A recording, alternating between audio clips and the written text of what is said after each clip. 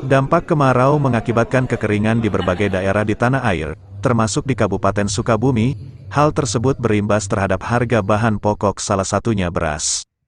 DPRD bersama tim anggaran pemerintah daerah Kabupaten Sukabumi membahas penanganan dampak kekeringan, ketahanan pangan dan penyerapan anggaran tahun anggaran 2023, Rabu, tanggal 6 September tahun 2023, di Aula BKPSDM, Jalan Kadupugur, Kecamatan Cicantayan. Ketua DPRD Kabupaten Sukabumi, Yuda Sukmagara menyatakan di akhir tahun ini ada beberapa hal yang menjadi konsentrasi. Salah satunya adalah prediksi kemarau yang cukup panjang, karena di beberapa daerah sudah banyak yang mengalami kekeringan. Harga beras, Pak. Ya, tadi pun juga kita sampaikan, dampak kemarau ini pasti akan ada ketahanan pangan, efeknya. Nah, dengan adanya kemarau panjang maka akan terjadi goyang nih, ya, akan ada permasalahan di ketahanan pangan, terutama di petani-petani yang sedang menunggu hasil panennya. Dengan adanya kemarau panjang ini kan pasti akan terganggu, dan ini seharusnya dilakukan terlebih awal, diprediksi terlebih awal oleh pemerintah daerah, ya kan. Di sini kan ada Perumda Agro dan lain-lain, harusnya ini segera diprediksi.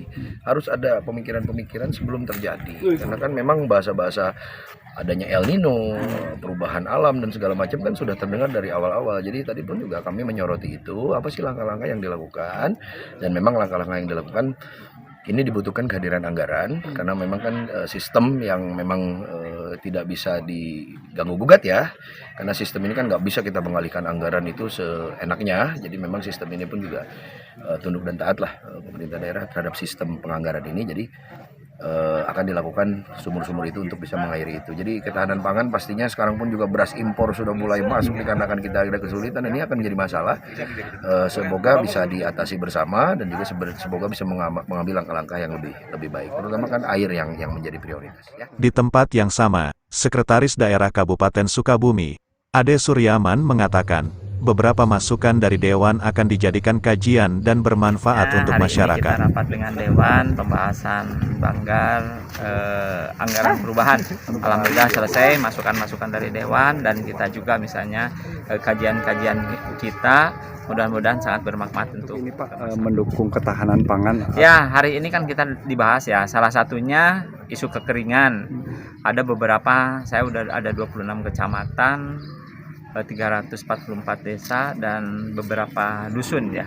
Nanti kita juga harus diprioritaskan itu, dan kita harus dipikirkan juga setelah biasanya kekeringan nanti ada hujan itu ada bencana. Mudah-mudahan kita tidak terjadi itu, tapi kita harus persiapkan, ya. Satu lagi pasti peran ASM, Perumda ASM dalam hal penyediaan sembako itu, Pak. Sementara ini kan harga beras cukup mahal, Pak. Ya, memang benar nih, seharusnya itu peran salah satunya Perumda, bukan hanya tugas Perumda, tapi tugas dari perangkat daerah yang baik juga, seperti ketahanan pangan, dinas pertanian, dinas kelautan.